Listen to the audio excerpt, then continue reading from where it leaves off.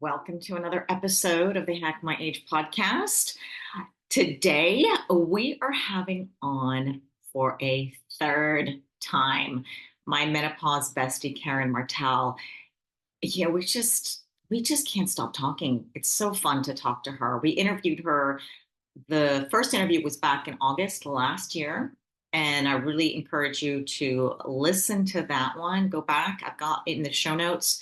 And then we got another episode a little bit more recently. I think it was March.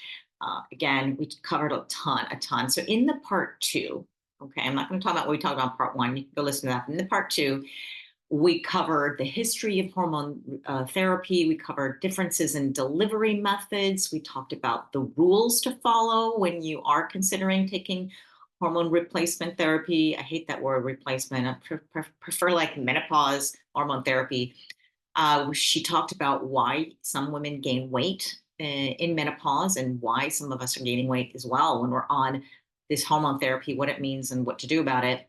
She talked about the bioidentical hormones versus pharmaceutical hormones, SHBG. She talks about sensitivities to progesterone and their metabolites, and then busted some myths about transdermal progesterone and uterus protection. She talked about compounded hormones, testosterone, like tons of stuff. Okay, tons. It's so good, so juicy. And then this time we talked about some of the stats of hormone use globally. We talked about the cost of lost work time and medical bills as a result of our menopause symptoms. And this is why it's so important to look at it, to treat it. We talked about how women abroad, outside of the US, get their hormone therapy. What are their costs? What are the differences with the US and many other countries? We talked about insurance issues, trying to get hormones covered, what insurance normally covers and what it doesn't. She explained what is this biased and what is this triest that some people are getting prescribed. And she talked about how much estradiol needs, like how much you need to have to protect our brains. She talked about what women who are asymptomatic, who are not having those menopause symptoms, really need to do and focus on. We talked about alternatives to low libido, alternatives to testosterone when you have low libido. She talked about prolactin's role in hypoactive sexual desire disorder, emotional trauma, and libido. Like just, I think you got to put this on like fast forward. We talked so much. And one really juicy thing we talked about was what happens when we use estrogen on our face as a cream. And it's not the first time we talked about it. I interviewed Dr. Felice Gersh, who shared a study, it was like 20 years ago, it was done, estradiol in the face. And she said in like 2 weeks, there was some significant reduction in wrinkles and a rapid progression of wound healing. So she was super excited to talk about that. It was the first time I heard somebody say that. And then Karen talked about it. And I'm like, okay, I got to go and look at this research. So when I looked for some research, one of the first things that popped up was a study that was done by the University of Rochester Medical Center. And they shared a study showing that Premarin cream, Premarin, remember, it's just the estrogen coming from horse urine. It's the one old school stuff that we used to take. When that was a cream and it was applied to the face for 24 months, that's like 2 years, they had a significant reduction, increase in skin thickness and a decrease in wrinkles. Okay. Then there was another 1996 study that I found. I oh, no, that was the 1996 study. Okay. It was the University of Rochester Medical Center. They shared this study, which was no, actually, this is different now.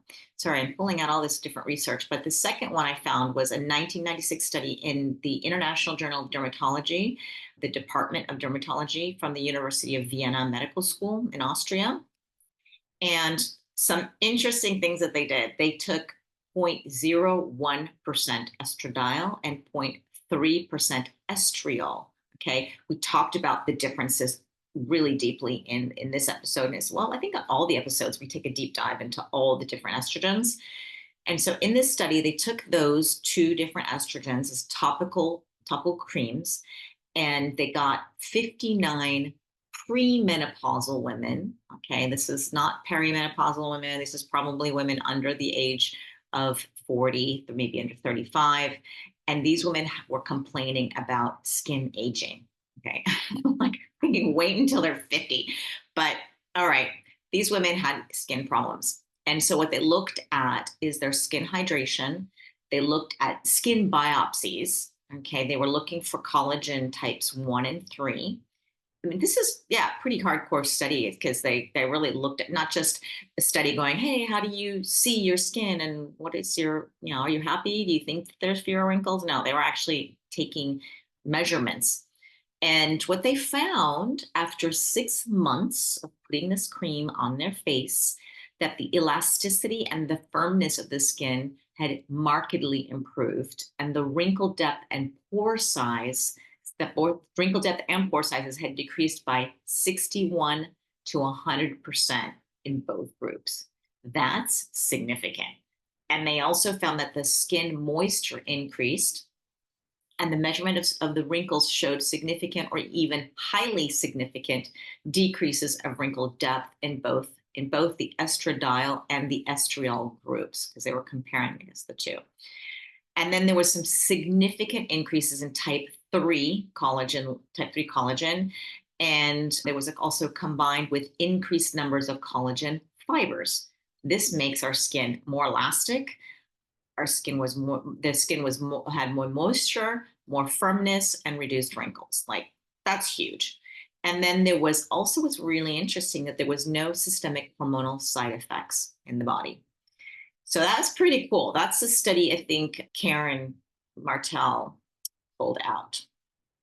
And so then I went and I was like, gotta dig a little deeper. Come on, gotta find some of the studies. So I found a meta-analysis. That means a study that looks at a lot of studies, and they looked at a bunch of studies. I don't remember how many, but there were studies that were from 1987 to 2018. So it's quite a big span. And they said that it is plausible that topical estrogen products can be used cosmetically to improve skin dryness, texture, and elasticity, and reduce wrinkles. Okay.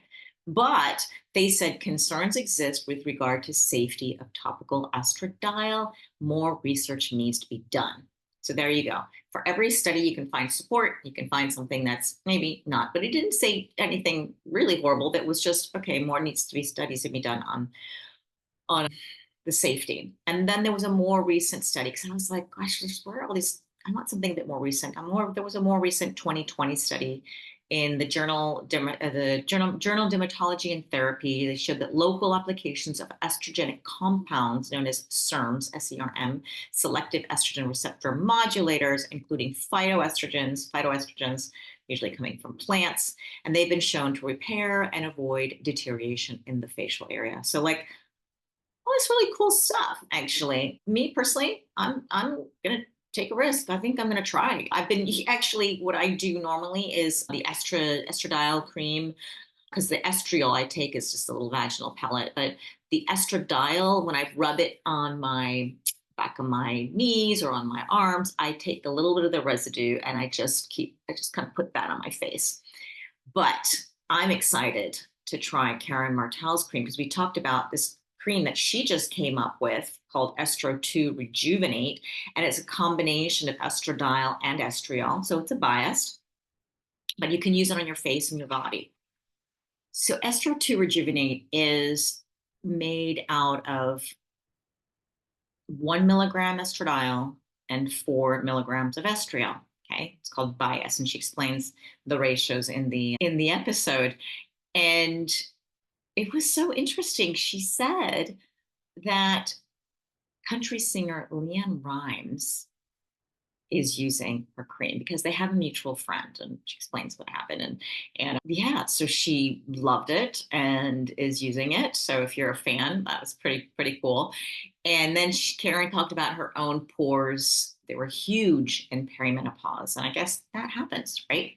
That is just one of the things that happens as our hormones change.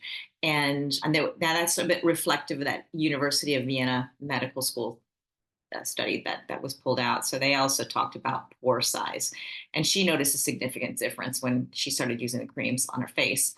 And And she also shared that her clients also who started using it, that within 2 months, they start getting a lot of compliments. They start noticing change. So Estro 2 Rejuvenate is on my own radar. I'm going to get some of it myself very soon so I can do my own little experiment, and I will take pictures of my pores and I'm going to see before after.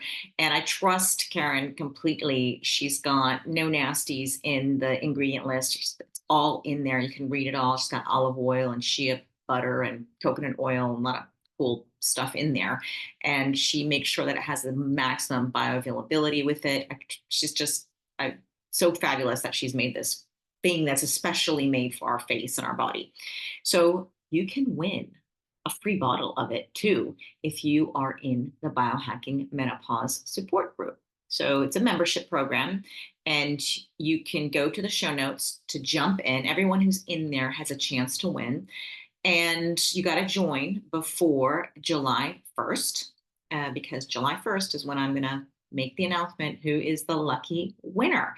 And if you're listening to this episode after July 1st, 2024, or you just don't want to wait and just get a hold of it, you can go to her website, karenmartel.com. She's got a little shop. You can get it at 10% off with the code Zora. So go grab that. But you got to let me know if you try this. It's only $55 and it lasts, I think she said it was like 3 months or probably longer if you're just using a tiny bit on your face. So that's the cool thing. A reminder before I tell you a little bit more about Karen, I want to remind you, please go rate and review the podcast on Apple Podcasts, Spotify, or wherever you listen to your podcasts. Really, really important that you do this so that we can reach a larger audience and have more cool guests. Because when the podcast keeps growing, then we get a lot more cool stuff and a lot more things happen. The magic happens there. So please, it's a really small gesture, but it makes a huge impact. And I also want to thank those of you who have already done the review. And if you haven't heard, we have menopause programs on the hackmyage.com website. So if you're dealing with hot flashes or low libido, low energy, weight gain, all this stuff, please go and check out some of the programs there. We have some for $19. We have some for $195. There's a big range. And if you are part of the Biohacking Menopause group, you also get a discount. So just let me know if you need more information on that. And of course, on the hackmyage.com website, you can find lots of free information, lots of free resources. And I share with you how to find a menopause doctor, how to approach your doctors with questions. There's just so many great things on the website. So go check that out. And don't forget, we're also on YouTube. It's always really fun to see our guests in person. Sometimes they show little gadgets or books or slideshows and stuff like that. So go to the YouTube channel, also in the show notes. Everything's always Hack My Age. Okay. So a little bit background on Karen before we get started to tell you who she is. Karen Martel. She's a woman just like you and me, also going through this menopause transition. And she actually went through menopause pretty early herself. So her mission really is to help women in this phase of life because she knows a ton about hormones and managing the unexplained weight gain that some of us get in menopause. That's her jam. Like she knows a lot about menopause, but she really loves to help women with their body composition and get in a really good, healthy space. And she's not only a certified hormone specialist, but she is also a transformational nutrition coach and an authority on women's weight loss. And she is the host of one of my all-time favorite podcasts called The Hormone Solution, where she unravels the enigmas of female fat loss and hormone imbalances. It's so much more than that. That's just the description she gave me, but it's so much more. So check it out and you will surely learn something new and just be in better charge of your health and well-being. And you're going to find out, if you haven't already through all these episodes with her, that she's had her own health challenges. So she really understands like what we're all going through now. And she's got this really cool approach to women's hormones health and weight management. She goes beyond the regular advice of diet and exercise. And she may even disrupt what you already think you know about hormones and weight loss. So I hope you really enjoy this episode. You are absolutely going to fall in love with Karen. She's just so real. I am really excited for you to just take a deeper dive into your hormones. So enjoy. All right. I am so excited to have once again for the third time, and I know there's going to be a fourth and a fifth and a sixth. Welcome to Karen Martel. Thank you for having me back so often. It's very amazing. I It's your, appreciate you're it. my I'll menopause talk to you bestie. anytime. It's like it's such a pleasure. It gives us a chance to talk, so it's great. And we talk a lot in between. Like, oh my We gosh, do. it's so great to I have leave you you. TED Talk messages all the time. You poor woman. I'm like, oh my gosh, I just did a voice message for 10 minutes to Zora. I hope she's got time to sit down and listen. Oh, it's so fun. And so this is great because now we get a chance to record our conversations and share them with everybody else. Even last night sent you a question. It's like, oh, this is going to be a great podcast question because why are you just telling me here? Yeah. Just you and me. Yeah. So now we have, yeah, everyone else listening. So my first question is about statistics because I'm a nomad and you know me, I'm very global and I love to see what menopause is like all around the world and how it's treated and how women's their attitudes. And I find all kinds of statistics from around the world on the percentage of women who are actually using hormone therapy. And Mhm. it's about 4%, anywhere between 4% and 44%, depending on what Where you stats are. you're reading, what Yeah. country you're in. And in based on my interviews around the women around the world, it's closer to the 4%. Because I always Yeah. ask that question, are you taking HRT or have you ever? And it is, yeah, closer to the 4%. But that's just on my own little, I've done over 100 interviews now of women around the world. So, it's Wow. not that big, but still a I chunk, a think I nice remember chunk. hearing in the US it was somewhere around that 30 to 40% now. But I do know that after the WHI study was stopped, at that time, before they stopped that study, there was a roughly 20 million women worldwide on HRT. After that study was published with all the wrong information that scared everybody, HRT use dropped by 70%. Yeah. And it was prior, and I think I've talked about this before in one of our past episodes, but you know, HRT came out around the 1950s, and by 1997, it was the number one most selling prescribed medication in the US. So, in it exceeded $1 billion in sales that year. Like, you can Yeah. imagine then that if it was the number one most prescribed medication in the US, that majority of women were on it. Yeah. That Yeah. was what was always being handed out was Premarin, unfortunately, and medroxyprogesterone acetate. And we've never ever recovered from that. And we're still a long ways away because Yeah. it is certainly not the most prescribed medication anymore. No, no. But we are seeing a trend, I think, up, but there's still a lot of work to do. I have one stat, the CDC, they reported that in 1988, now this is before the WHI study, they said Mhm. 44% of post-menopausal women were on HRT. It's post, so imagine Mhm. all the women in perimenopause were probably on it too. And then there's Mhm. another, the British Journal of General Practice, they said about 10% of women in the UK were on HRT in 2016. And when I look at the UK stats, I often look at what Dr. Louise Newson is. She's Mhm. the Mhm. director of the Newson She's Health. great. She's Mhm. such a pioneer in this menopause Mhm. space. And she says that the research is showing that now in the UK, it's anywhere between 2 and 14%. So I it's thought it would be way more over in the UK, but yeah, yeah, maybe well, it not. Yeah. depends Or what region of the UK you're in right. too. Right. So I'm guessing, yeah, I don't know, perhaps in a bigger city, it's maybe closer to 14. I don't know. And in Asia, it's definitely much lower than in North America. And I mean, I've seen stats just in China as low as 2%. Oh, So, yeah. Yeah. and that coincides a lot of There's stuff that some I'm countries that seeing. are super tough with it.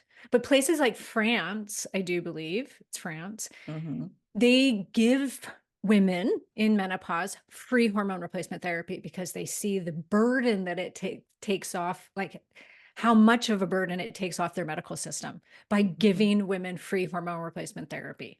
Yeah. Yeah. So that's That's amazing. crazy. And I Yeah. know too, I'm putting together this presentation right now for a conference that I'm going to. And so I was reading all the stats recently as well. And just last year, the Mayo Clinic published a study, 2023, that menopause costs American women an estimated $1.8 billion in lost working time per year. Hmm. So we're Believe not it. getting treated. And Yeah. then $25 billion a year in the US in medical costs can be attributed to menopause. So we're not talking like, oh, some hot flashes here. Like if it's costing if women aren't able to work and it's costing us that much money.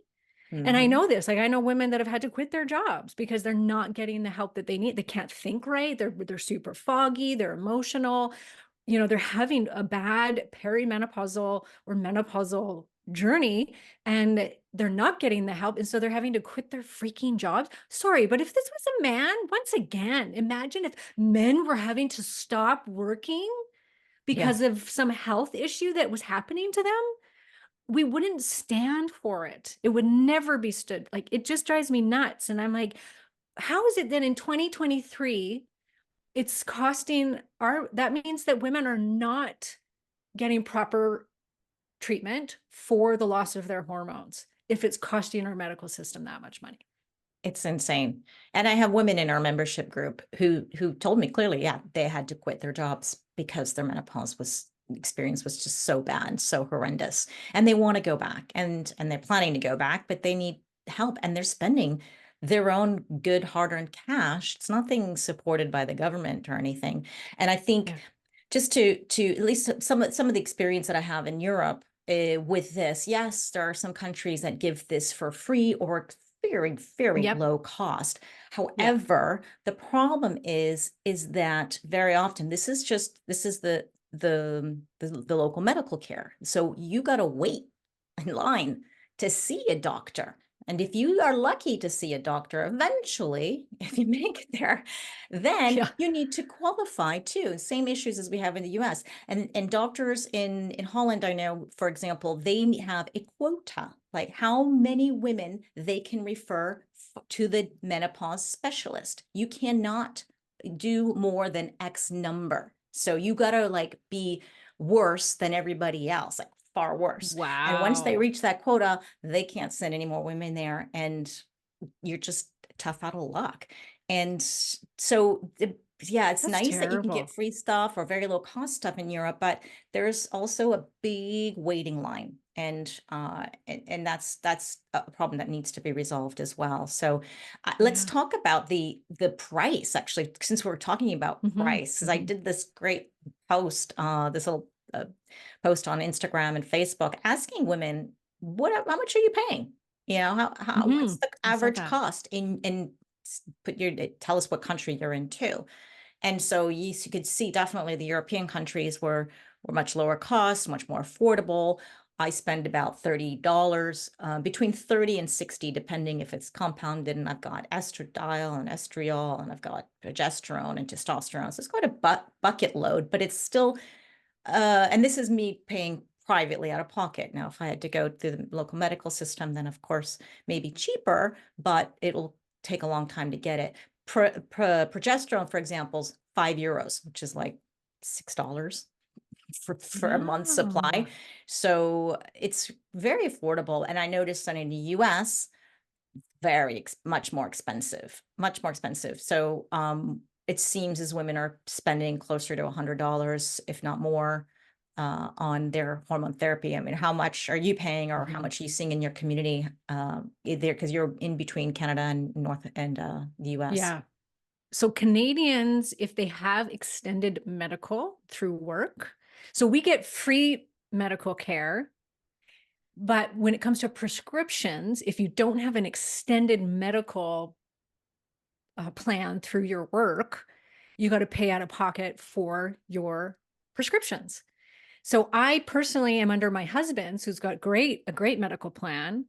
And so I pay a bit of a deductible at the start of every year. But then after that, my prescriptions are all free. So I do use I use pharmaceutical brand hormones because here's the other thing, compounded hormones aren't covered through my plan. Interesting. So if I go and get them compounded, it would be about $60 a month per hormone. If it's compounded. If I was to buy the pharmaceutical grade one, or not grade, pharmaceutical brand, some of them are quite high. Like a estrogen patch is going to cost you quite a bit. I think it's over $100 a month. So Oh. so those are more expensive. So if you don't have a medical plan, it's better to go compounded. And we also can't buy over-the-counter hormones here, so when we look at the United States, the medical plans in the States are terrible. I find, like, even when people have, they're paying into a medical plan or their work is supplying it, they're still paying these massive deductibles for testing, and for, like, here in Canada, most of our testing is free, which is great. So we get a lot of bonuses that way. And I just find that the US, it's a tough thing, like really tough, because even if they have a medical plan, they're paying this massive deductible, sometimes thousands of dollars. They won't get, a lot of the testing won't be covered. And then it's like some of the hormones will be covered, some of them aren't. So I always tell them, like, if you've got a plan, you've got to figure out, you got to call them and figure out, does compounded get covered? Because in the States, I find it goes either way. Some people, their compounded is covered and not the pharmaceutical one, or the pharmacy brand ones. So it can go both ways. And so it's best just to kind of figure out, what are your options? If you have no coverage at all, you're going to pay about, like, in our clinic, we charge $250 for a LabCorp standard lab panel that we need to see all of these markers before we treat you. And that's $250. And if people were to go to anywhere else and just kind of pay out of pocket for that, a lot of the time it would be like upwards of like $1,000 or more. Oh, So wow. yeah, I know, it's terrible. Like, some people will try and get it covered by their plans, and then they end up having to pay out of pocket for it. And it's over $1,000, which is insane. This is And something then, that's absolutely necessary. This is not cosmetic right? surgery or something. This is like, really, women are suffering, and there's a burden placed on society if we don't take care of this, Yes. and we can't work, and we can't. And then on top of that, I mean, already women But are they don't not being care about paid that. the They want us same. to be sick. Yeah, yeah. They do. It's That's how do the pharmaceutical companies, how are they going to make money if we're not feeling like crap, and they're not handing us, antidepressants and sleeping pills and blood pressure medications and all the things that start to happen to us when we go without hormones for a long period of time. Yeah. But what about pharmaceutical companies making pharmaceutical branded?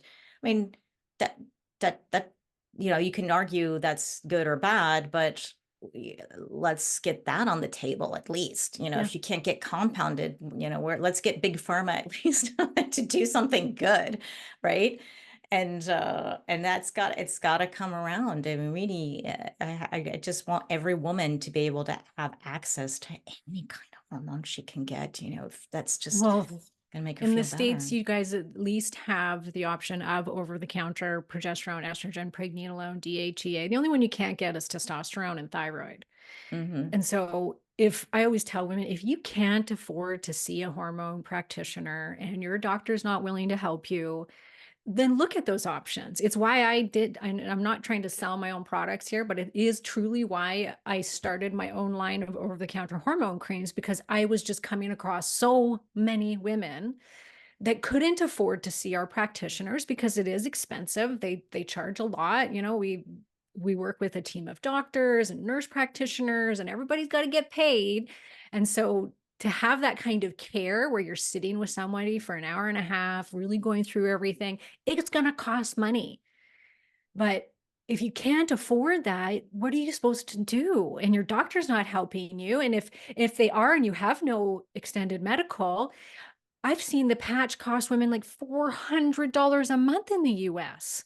And it's like, Wow. oh my gosh, there's no testosterone now for, like, it never has been for women. We're just starting to see it getting covered with a few different companies, but in general, there's no standard dosing for women for testosterone. There is for men. So men, like my husband gets his covered in Canada. I don't. get mine covered. That's crazy.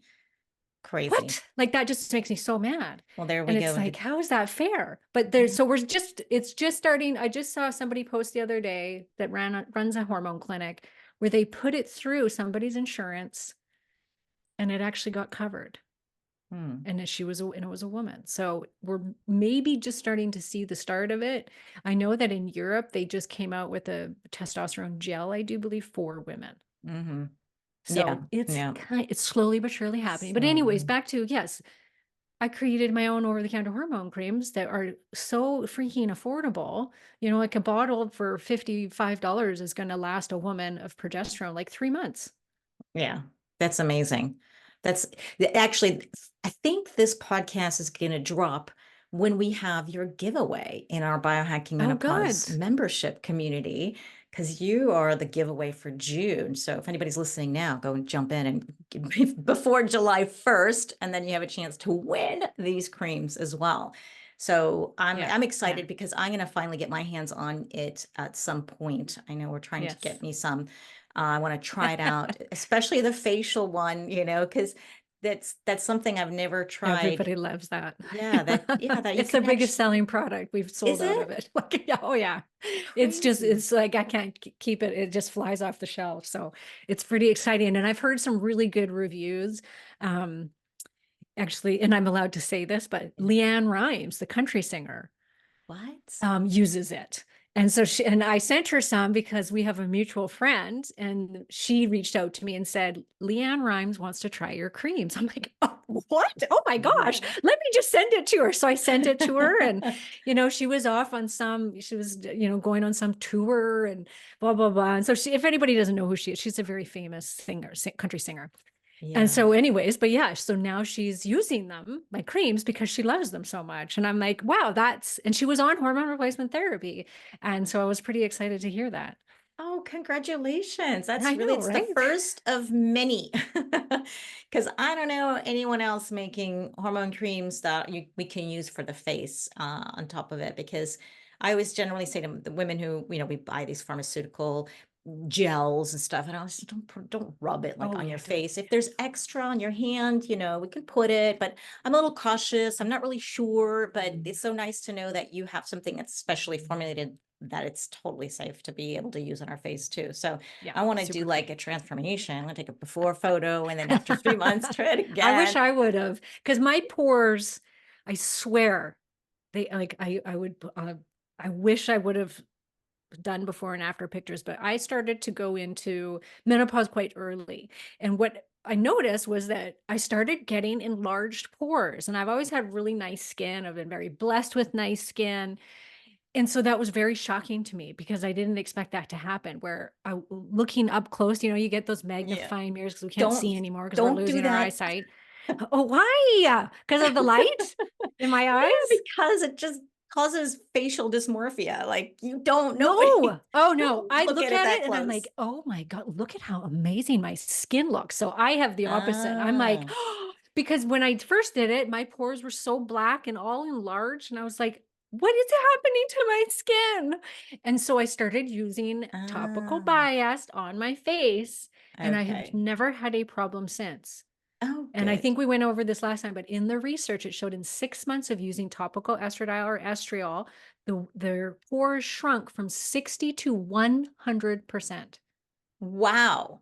Oh my. Yes. Okay. Get me that. And if I could show you up close in my magnifying mirrors, or you would see, I don't have enlarged pores at all. Okay, I'm going to do the whole photo with my pores in that horrible magnifying glass that I don't like. Just use it for my eyeliner. Yeah. Yeah. Oh, and then I'm going to do another one. I'll see if I can get it's just an image of the magnification of my pores. And then I'll do it. You said how many weeks later? 6 weeks? That study was 6 months. 6 months. Okay, I'll do 3 months. 6 months of use. Maybe 3 months. Yeah. And then I'll do a 6 month. I'll do a 3 month and then a 6 month. Okay. I had one client say, who's a practitioner as well, and she had never used anything like that on her face. And she said within probably about 2 months, people were commenting on her skin. and she had never had that Estrogen before. So, is and amazing. it builds, well, it builds collagen. So topically, when you put it on, it will build collagen. It will shrink the pores. And in that one study, it shrunk the wrinkle depth. Oh, wow. Who needs So, Botox now? That's amazing. right. And I mean, I use other things. I don't solely just use my cream. I use that once a day on my face. And then I have other products that I'm testing out right now, because I know so many of us women, we're very into that at this age, where it's like, Mhm. what are the best products to be using on our face? So I've got a couple different ones that all have peptides in them. So I'm experimenting with different Mm. formulations and kind of seeing what they do for my skin. And there's definitely some that I like better than others, like some serums that I'm seeing really make a difference. That Young Goose has been amazing. Have you Yeah. used Young Goose? Yeah, I had a moment, I mean, an amazing moment with Young Goose. I have to say, a wow moment, because I haven't had a wow moment for like 10 years. And then I used, and I think it was the vitamin C, and it was like within a week. I did before and after photos. I really should talk about them more, because I just can't get a hold of them in Yeah. Europe. So it's always hard for me to like follow up and share, Yes. but I have the old videos. And yeah, that was pretty powerful. So I have to go back and see if I can get some more and talk about it more, because it gave me a wow moment, and I've tried so many things, Yeah. and it gave me that. And it's, yeah, I had redness and rosacea, or what, I don't know what it was. It was Yeah. something with discoloration with my skin, and then suddenly it was like poof, all And really he nice and uses a clear. very specific kind of vitamin C, because he says the other ones you don't want to use because it causes oxidative stress. Ah, Have you had him interesting. on your show? Yeah, yeah, yeah. Oh, okay. Okay. Yeah, I Yeah. did. I did. Yeah. And we talked about NAD and in their Hmm. skincare as Yeah, well. And he's amazing. yeah, it's good. So yeah, Young Goose, there is a discount Hmm. code somewhere. If anybody wants it, I'll see if I can remember to put it in the show notes, because they gave us Yeah. one with that. And but again, Yeah. it's really only for people in North America. I'm not even sure Yeah. Canada, but No, we Canada. can't get it here. He sent me Yes. some, so that's the only Um, way I got it. Hmm. Okay, only American listeners, sorry. Sorry. But let's move on, because I Yeah. have so many more questions, and I know we've only got like maybe 30 minutes left. So, the next thing that we didn't get to talk about, I was really curious to hear, was Mhm. about explaining to everyone what is biased and what is triest, because triest Okay. is really rare. Even biased, you don't come across in Europe, and if not, I've never seen it here.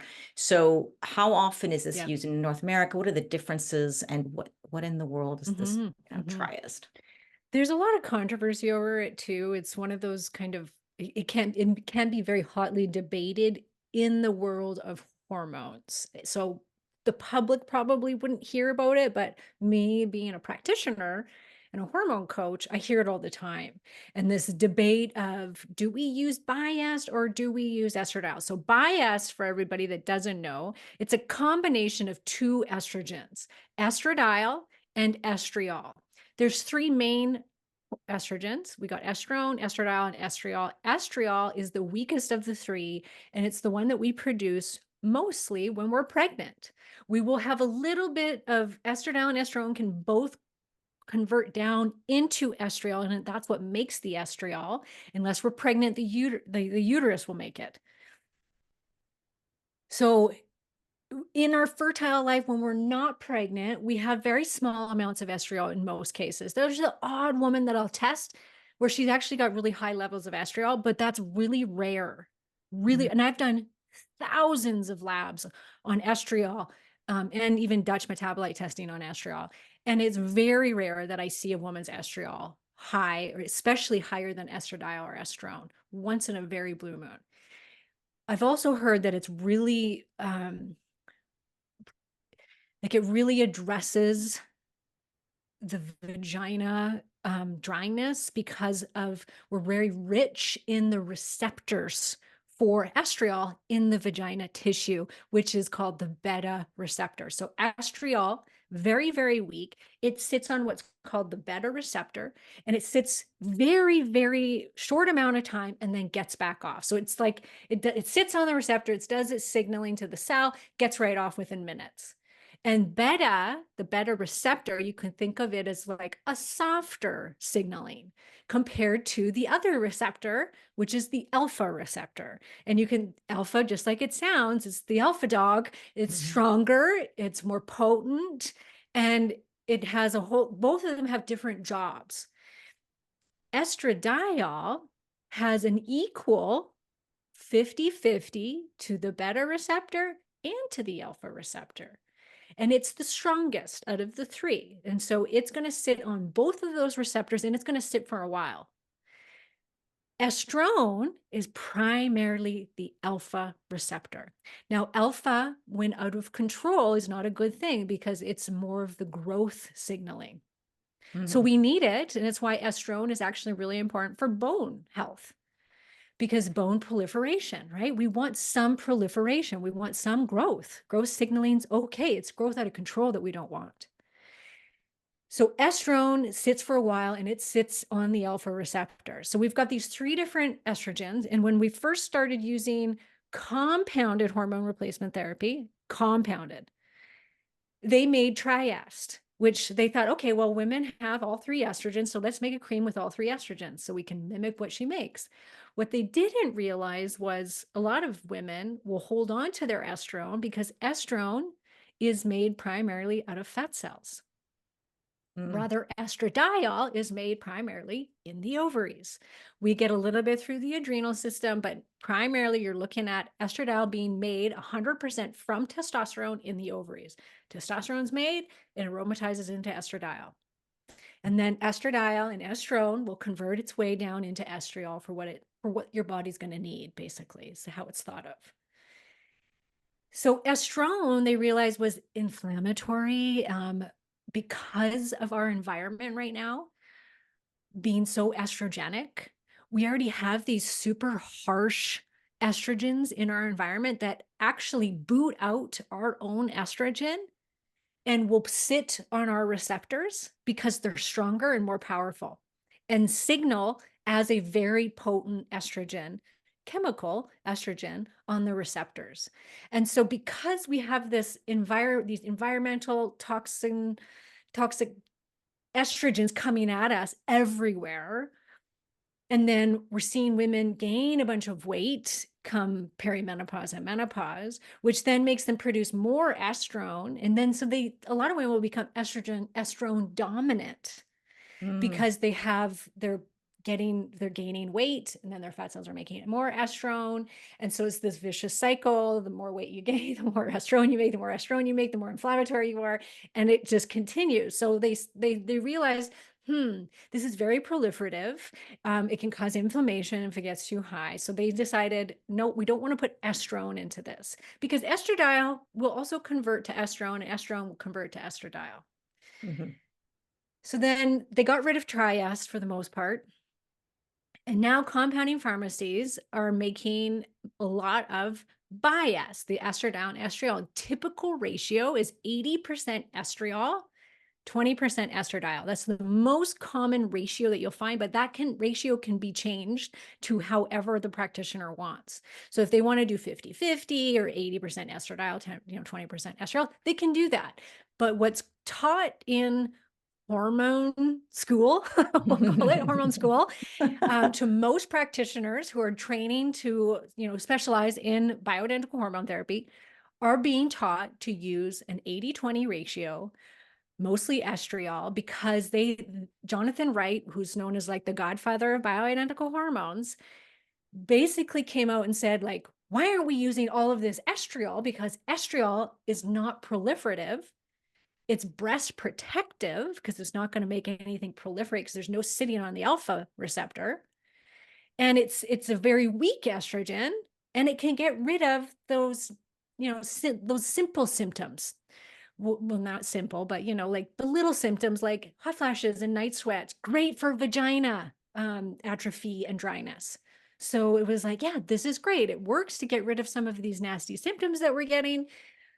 But typically we don't see estradiol then getting high enough, because you need estradiol when you start replacing your hormones. You want estradiol to get to a certain level in your body in order to get the brain, bone, and heart protection. And typically a biased can't get your numbers up to those levels. Mm, yeah. So we have all these people using this biased. And so that's where the controversy lies, is there's no pharmaceutical company makes a bias, or Estriol for that matter. It's only compounded. So it's kind of like a compounding pharmacy thing. And a lot of doctors, I know you've had Dr. Felice Gersh, for instance, on your podcast several times. You know, her view, and I really respect this, is why are we trying to mimic pregnancy in menopausal women with these really high doses of estriol? Nowhere in our fertile life do we have typically that high of estriol in our body unless we're pregnant, which is way more when we're pregnant. But in these compounded formulas, we typically don't have estriol ever being to those levels naturally in our fertile life. And so unfortunately, Zora, there's like no information on this. And we know, like, so a lot of doctors will say, well, we use it to be breast protective and to protect the breast from breast cancer and et cetera, et cetera. But as I say to some of these practitioners when they tell me that, I'm like, however, all of the research has been done on Premarin on breast cancer, and Premarin, which is horse's estrogen that mainly converts to estrone in the body, the inflammatory estrogen that's really proliferative.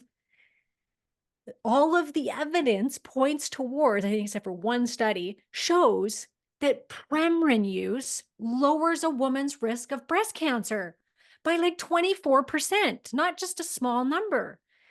And so we know that women that use Premarin for long periods of time post-menopause have better breast protection than women that don't use it. And there's no study that's ever been done on women using bias versus women using estradiol, topical bioidentical hormones. There's nothing. So we don't, so people can say like, oh, estriol is breast protective and it's like this natural chemotherapy agent. And I've heard it all from these doctors that's like, but this is what we want. This is protective. This is, and it's like, but you can't, how can you even say that? Yeah. So It's there's my so stand up. you've done such a good job in explaining all three of these hormones. And when you said estrone, and we getting a lot of this stuff from our own environment, and I'm assuming you mean like xenoestrogens coming from Mhm. plastics and Yeah. chemicals, and that can be these hormone disruptors. And then you've got the fat cells making estrone. It just doesn't make any sense. So I'm glad that's out of the picture. And it makes sense also the estradiol. So I'm in the same training as you with Dr. David Rosensweet, and he's Mhm. such a big proponent of the bias, and he talks so Mhm. much about it. And so a part of me just kind of says we, like you said, we don't have enough the research showing exactly what we want to see, or at least put them head to head. So we have to just sort of make our choices as they are. And I always tell women that we're in the wild, wild west right now with the hormone therapy. We are. We just don't We need have, more research. there's just so like we can't have conclusive information where everybody agrees on everything, maybe with exception of bone protection, and that's about it. But really, it makes, I like the fact that estradiol, like we can, in the end, whether you use biased or not, or you do these things separately, you test, right? And you can Mhm. see where your levels are. Are they, and like you, I'm a big proponent of having not too much and not too little. There's this Goldilocks zone where we want to have enough to remove our symptoms and feel better, and that's fabulous. But we also want to protect our future selves. And so that's Mhm. where some of the research comes in and saying, okay, X number is bone protective, or X number has been showing to be really good for lowering the risk of breast cancer, et cetera. So as I understand, I've been learning a lot from your membership group, and I highly recommend people to go check that out too. And I'll have links to the show notes, because you will take a woman's blood work, and as a group, we all watch and listen and what you're saying. And what I've gathered is that every woman is kind of different in the sense of like, where is Mhm. her happy space? Because It can be, her estradiol can be, I don't know, maybe under 100 picograms per liter, and Mhm. she's still feeling bad and she needs to go Mhm. higher. Whereas another one will have the same number and she's feeling fabulous. So again, this is an Mhm. art. This is why we have people like you to help guide us through these things. So Yeah. what is the research showing, or what at least you're seeing in your community? Because right Mhm. now it's still Mhm. kind of, we're dealing with women, both you and I are in perimenopause and menopause phases, and this is mostly Mhm. women in their 40s up till maybe 60 something. But I want to see the woman in her 70s and 80s. And that's who Dr. David Rosensweet is seeing. He's seeing these women, even Mhm. treating women for 30 years. And so, Mhm. I'd like to understand a bit better, like what what's the range that you're seeing is protective for the bones, the heart, the brains, in terms of, Mhm. say, estradiol? Yeah. So once again, not a ton of research. And I do, just on that note, Zora, I tell all of my women, because they'll listen to my interviews with Dr. Gersh, or they'll hear me talking about the benefits of estradiol over bias and why I prefer it. But then I always remind them, because they all start freaking out, like, what? I'm on bias? Should I not be on bias? And it's like, whoa down. I sell a bias, for heaven's sakes. The thing is people like Dr. Rosensweet and how many, like I would say 80 to 90% of practitioners out there are prescribing bias, which means there's millions of women on this combination that are thriving and doing extremely well and have for years and years and years. So we know that it works for a lot of women. So we can't really say like, oh, this isn't good and this is better. We don't have the evidence for that. And we can only go by clinical experience, which shows that for some women that works. And I have a group of women that need to do the Wiley protocol, which is really high levels of estradiol to mimic how much we have in our fertile years. You're cycling both the progesterone and the estradiol. They never use a bias ever. They never use oral progesterone, or at least try not to. They're usually topical. And some women need that because that's where they feel best. They've tried the static dosing, they tried the bias, they tried different formulations and had horrible success with it. They felt terrible. They didn't gain anything from it. But when you got their levels to these really higher physiological levels, that's where they feel their best. So every woman is going to be different and they're going to have different experiences with this. And it's all about finding what's going to work for you. And also, though, educate yourself on this on both sides of the story, and then do what you feel intuitively feels right. Because that's where I come from, is to me, it just makes sense for me not to use bias systemically. I would use estriol on my vagina tissue, on my face, but I'm not going to be drowning my body in it. To me, that just doesn't seem right. And so for me, I want estradiol. I want the benefits of estradiol because the research shows it's estradiol that's being that protective. I just did this whole presentation on estrogen. And one of the things that I came across was a study that was done on, and came from Dr. Birx, and she told me about it. And then just a person that I just interviewed on my podcast. It's a fabulous Anyways, podcast, by the way, guys. I just was raving to Karen about how yeah, well she did. Wow. Breast cancer people, like, go and listen to that yes, one. I'll put that one in the show yes. notes too.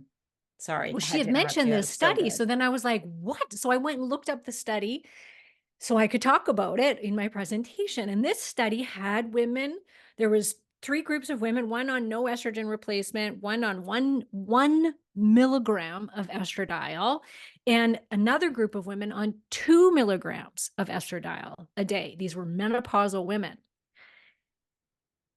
The women that were on 2 milligrams a day, Which is they're higher on the higher which is end. high. I No, never recommend that no. amount, very rarely. 1 milligram isn't so unusual, just that Yeah, people 1 know. milligram is standard for, especially for if you're doing estradiol only for a menopausal woman. Yeah. Yeah, just to Bias clear is, people up with numbers, they yeah, may not know what does it yeah. mean milligram and what does it mean two. So one is just normal dose and the other one is quite high. Two's a little bit higher. Yeah. Yeah, for sure. So 2 milligrams, they saw that their brain, the gray matter in their what was it? the hippocampus part of their brain, the gray matter volumized. So it grew, basically, volumized. And that's a good from thing. taking 2 milligrams of estradiol. The women that were on 1 milligram and none did not have that effect, and they had shrinkage of the gray matter. Both had, even the 1 milligram had Both, which was so too Ooh. bad. Yeah. And it was when the 2 milligram women stopped using it, they lost that volumization. Interesting. And we're also just assuming that this is a good thing, right? I mean, gray matter, I mean, as far as I know, until the research comes out and go, oops, yeah. well, actually, you want it to grow, but not too much. So we don't really know. Yeah. But that's interesting. I always talk about people having enough. And I, for 3 years, have been on hormone therapy. And I've always had these baby dosages because I had no symptoms. So, we're trying to figure it all out. I test once a year, and every time I test with the Dutch test, it's like, nope, not absorbing. And then I'm like, why am I spending all this money? And then I change the formulations, I change the delivery method, and then I test every year, and I'm like, it's still not absorbing. And what I found out about a year ago, and people who've been listening to the podcast heard this like a million times, I just tested my bone density, and I've got osteopenia in my spine. And I'm like, oh my God. How important is it to have enough dosage, enough levels? And so now I'm upping my dosage, and of course, I'm testing more regularly now, and that's why I always say I worry about the women who don't have the symptoms, because that's me. Like, Same. it's just Because they're like, oh, I'm doing just fine without hormones.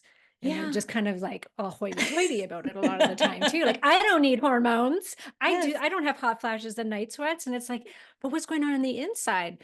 We know more and more about how rich our brain is with estradiol receptors, our heart health.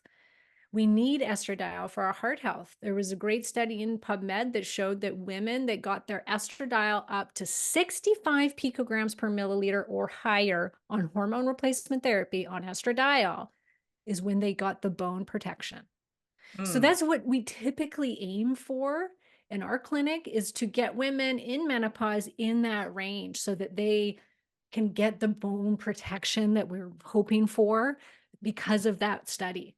And so there's that. There's been studies done on women on estradiol compared to women not, and they outperformed women in their vocabulary, their memory, cognition, like they way outperformed them.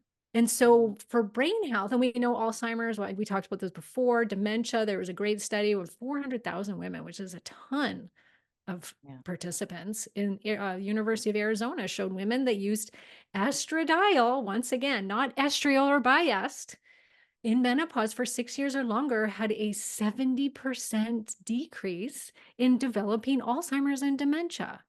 70%? 70%, 70, I think it went up to even 80%. It was estradiol. There was dementia was a little bit less, but the Alzheimer's was a 79% reduction. Dementia was a little bit less. It was like 73%. Okay. That's huge. These are big numbers. And I'm wondering, these are huge numbers. I always question when we have studies like this, and I haven't read the study that you're talking about, but how much is the effect of these benefits because of the estradiol, or is it a secondary effect? You're actually sleeping better. You're not having hot flashes anymore. Yeah. Now you have some energy. Now you go to the gym, and now you're eating better, and now you're feeling happier. Like, all of this, this counts. And so I want to talk to the woman who decides not to take hormone therapy for some reason, because she feels bad listening to this right now going, shit, I'm not on this, and maybe I should, and I don't know, and I didn't qualify or whatever. But I want to remind them that there are a lot of things that we can still do to protect our heart, brains, bones, breast, and vagina, everything. Don't worry. But I do wonder, in some of these studies, is it a direct effect, or is it? I think I it's always a combination. It's got to be a combination. Because we know, like I said, estradiol, we have receptors for estradiol in our brain. It's a brain, like menopause is a brain disease just as much as it is an ovarian disease. Not disease, ovarian, Issue. impact. Our ovaries are impacted. Our brain is just as much impacted by the loss of estrogen. You're reading the book, we know that it's Dr. rich. Mosconi now, right? Yes. Yeah. So we need to get her on our shows. Yeah. Sorry, go So ahead, keep this going. is so much information is coming out about this and about its prevention and volumization of the brain. And so we know that estradiol is needed for brain, and estradiol is also needed for mitochondrial health. And where do we have the most mitochondria? In our brain. So we know that there's a mechanism that it's going to be helping as well. And estradiol helps us to process our blood sugar, helps us to be insulin sensitive. We know Alzheimer's and dementia is also known as type 3 diabetes. So it's driven by sugar, too much sugar. So we're losing our estrogen and we become insulin resistant because of that. We also get dysregulated eating. We, have more cravings. We get leptin resistant from the loss of estrogen because we have estrogen receptors in the hunger centers in our brain. In our it affects circadian rhythm health. It has an impact on that, which all of these things, then if you're not sleeping well because you've got no estrogen, so you're becoming more insulin resistant. All of these things are driving into developing Alzheimer's or dementia. We know that all of those things, sleep, circadian rhythm, blood sugar, all of it impacts it. So I think it's multiple things that are affecting that, but it's all estrogen driven, or estrogen at least helps these driving factors. Yeah, I agree. I think there is definitely a holistic approach to all of this stuff, but estrogen, it just plays a big role in helping people feel much better so that they can actually do all the things that they know they should be doing. And I'm glad you pulled that apart too. I've got one more question. I'm gonna let you go. So I know you have an episode. I don't know how much time, how fast we can go through this, but I wanted to talk. Okay. We already covered about the benefits of testosterone in that last episode and what can happen if you overdose. And you also mentioned that about 50% of the women find benefits to their low libido with testosterone. And others actually may see that their libido goes up with estradiol alone, which is quite amazing. And then there's the woman who has always had a low libido and the hypoactive sexual desire disorders. Okay. And I heard some doctors say to test your prolactin for low libido. Evidently, when it's too high, then that can make our libido really low. So do you have any experience with this is my question? And if so, what's that solution, like prolactin inhibitors or what? You know what? Prolactin, we never test it. So I I've have never no there was experience with it yeah. as far as like seeing it on a bunch of labs and being like, oh, look at when it's high, we're seeing this, or they're having these symptoms. And what I do know is high prolactin levels is typically because of a pituitary tumor. Yeah. Is the number one reason, which I think is like, but it's usually a benign, it's usually not, and so if you have high prolactin, you're going to typically, you'll know, like you'll have a lot of some women will actually leak breast milk when they have, even though they're not pregnant or didn't just have a baby, that's a sign that they have high prolactin levels. So it's one of those things that you see an endocrinologist for. It's not really prevalent in the menopause space. We know for men, it also, if they have high prolactin, it will also affect sexual desire and libido, whatever. I don't know if it affects their erections or not. Erections, yes, Yeah, it does. Yeah, it does. Yeah. Okay. Yeah, I just went through a bunch of studies on this, like trying to figure it out. Kind of like the role of prolactin in both men and women, and if it gets too high, and there's an estrogen component to it. But basically, what it comes down to is if you have high prolactin levels, you need to be checked for a pituitary tumor. Yeah. And they're usually benign, just in case, like you said. I just thought it was an interesting component because when we are dealing with women in the space, like you said, 50%, great. The testosterone worked, fabulous. And then there's another percentage that gets, banged out with estrogen alone. And then there's just the woman who doesn't, just not working. And we don't want to overdose because we already covered what happens there in the last episode. So you want to give her some leads. I mean, there are medications out there for hyperactive, disorder and sexual disorder. And so I think if it were just a solution like prolactin, and I don't know what the answer is, this is why I'm asking, is like, if you just say some prolactin inhibitor that's quite natural or hormonal or whatever, then that's an interesting solution for the rest of that population. But we will do a bit more research on that. You I'd can love to kind of know. put it into different categories too. Like if you're somebody, like you said, who's never had a libido, and you're trying to figure out, like, could you get one now? Mhm. Like what could it be from? Could it be from Prolactin, or could it be? You definitely want to go down the emotional piece first, because sex is very emotional. We know this, and a lot of women have had sexual trauma. I can't tell you. I don't know of a single friend. I don't think that. I'm sure I do, but majority of my friends were raped or date raped at some point in their life. Oh, wow. So it's very prevalent. Yeah. And a lot of them didn't come out with it until they were in their 30s and 40s. When, like, I just had a girlfriend tell me that one of our best friends raped her when she was Oh, drunk. wow. And it's Oh, like, I can't believe how many women that I speak with that tell me a story or multiple stories of yeah. having sexual trauma to some degree, whether it was date rape or full on rape, or Mhm. childhood abuse. It's extremely prevalent. I don't think it is anymore. I think the world has really changed on that front. I see it in my daughter's age range. Like these guys are being taught, like, consent, consent, consent. And it's Yeah. a lot more, there's a lot more consequences for it when there never used to be. A Yeah. man could rape a woman and a woman would never do anything about it. I Yeah. was raped twice. I never did it. I didn't tell a single, police officer or adult about it, because Mm, you just didn't do that. It was, yeah. so I think that so much of that lack of libido is from emotional trauma. The other thing is the other group that we can put this in is a lot of women's expectations of themselves are ridiculous because Right. of their partner. Their partners make them feel like, why don't you want to have sex with me all the time?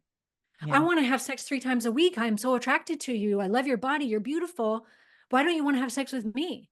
Women's hormones, when we're fertile and we're cycling, there's about 48 hours where we're driven hormonally to have sex in a month. 2 days, ladies, 2 days. And so you How do have to you, really, I yeah. mean, for the most part, women want to have more sex than that, but not a lot. Like a lot of women will say, first half of my cycle, and I always told my husband this, which was, first half of my cycle, come and get it. Like, I'm ready. Second Right. half of my cycle, you're not going to get it as often, because my hormones drop, and it also has to be different. It has to be more loving, and there's got to be a little more foreplay and romance, and he's got to work for it a little bit harder. But he always said to me, that was the best thing that you could have ever taught me, was that your sexual desire cycles. Yeah, has nothing to do with him personally, which he's probably thinking, oh my God, what did Yes. I do wrong? And how could Yes. I please her? Because usually, I mean, if you Yes. have a loving husband, he wants to please you. And I think it's a great idea is to teach our husbands about our cycles if you are still cycling, right? Good Yeah. idea. And I'm glad you mentioned that component of the psychological aspect and how many women Mhm. are traumatized by experiences in their life. We did a great podcast with Ann Lingfors about this, and she's actually quite young, and she was so wise because she's overcome her own tragedies, and she's teaching women about this too, and helping them love themselves and their sexuality and all that stuff. And I think it's Mhm. too often not talked about. So I have a feeling we're going to talk about It this more really in the isn't. And next we have, episode. like, they're growing up in our era. It was just, I feel like it was a mess. Like we asked for sexual freedom in the 70s, but prior to that, we had to be these like nun figures that, oh, we couldn't have sex. And then we tried to be like men, and that didn't get us anywhere either. And that, I think, brought on a lot of sexual trauma, because I remember thinking that as a teenager, like, I want to be cool and be open with my sexuality and blah blah blah, and that got me in a lot of trouble, because that's not who I was. I didn't want that. I didn't want to just have one night stands. I wanted the love, I wanted the romance, I wanted the relationship. And Yeah. so I think that we've come a long ways, and I'm very grateful for that, but that doesn't there's so many of us that still hold on to all of this stuff that we grew up with, these mixed messages. And like I said, every one of my friends has had some sort of abuse done to them, and it's like, this is terrible, and we need to find we need to find some forgiveness for ourselves, because I think we blame ourselves a lot of the time, or we think that we're broken because we don't want to have sex all the time. And so you really have to go, okay, what category am I fitting into? Did I have emotional trauma, sexual trauma that I need to deal with? Do I maybe just have something functionally wrong here with me that I need these hormones and always have? Or did you hit menopause and you used to have a great libido and now it's gone? Well, more than likely we can get it back because it's the loss of hormones. And so you can kind of go, okay, where do I fit in? And then you'll know kind of what the solution is. Mm. That's what I think. That's really good. So actually, as we say, we love hormones, but we can't out hormone sexual trauma. So if No. the hormones don't work, you take it to the next level. Do you have somebody you recommend your clients to if they have some issues that they need to resolve, or someone to follow on Instagram? Or You know what? I just republished an old episode that I did. Her name is Betsy Blackenmeyer. Blackenmeyer. It was literally like, if you're listening, I don't know when this is coming out, but I published it in May 2024. If you just even put Karen Martel and Betsy, because I don't have any other Betsy on my podcast. Oh, I'll get it. Send me Anyways, the link. I'll put it in the show notes.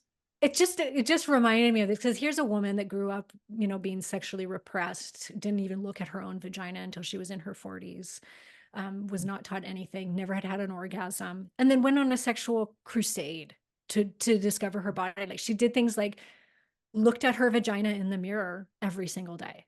She hired sexual coaches. Like, the things this woman did, most of us would not do, but it's just so interesting to hear her talk about how she discovered her sexuality in her 40s and how beautiful it was and how she just changed it all, so I don't know, just listen to that, because I just think that that's a very, like, oh wow.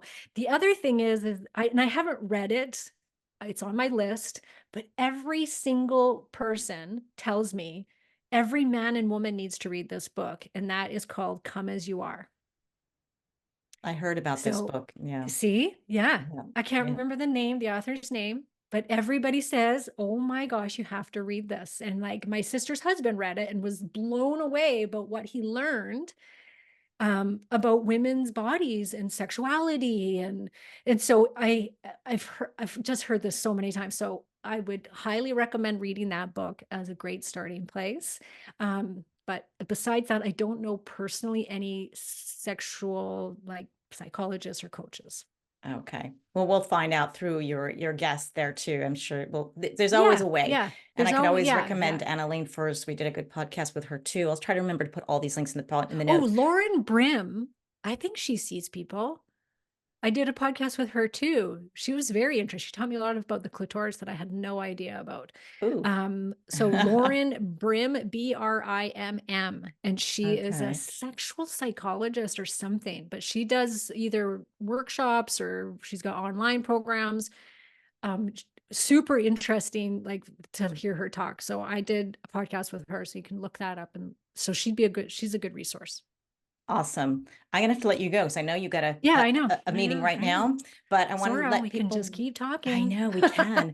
We can let everyone go to the show notes. I'll have the Facebook, Instagram, YouTube, for Karen Martel Hormones.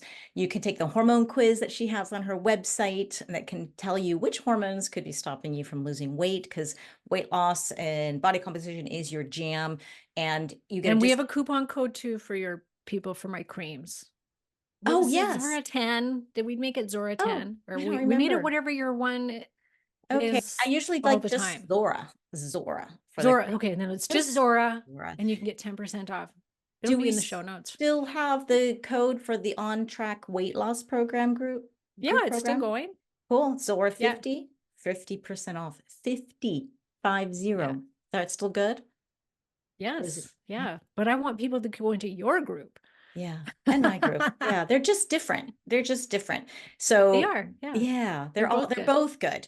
Join both groups. And you've got the creams. I'll have links to that. And your podcast, The Hormone Solution. I've listened to that religiously. I love it. I learn something new every time. And And we have honestly, to get you back on there too. yeah, So it's we such a, could continue our yeah, let's conversations. make it even better. Right? Yeah. Awesome. Is there anything else you'd like to say to our women here listening to you? Any last words or things that are coming up that you'd like to Just to share? you, Zora, that I love you and I think you're doing amazing work, and keep doing what you're doing, because there needs to be more women like us spreading the good word. Oh, thank you so much. Have an awesome day, and we'll see you definitely for part 4 next time.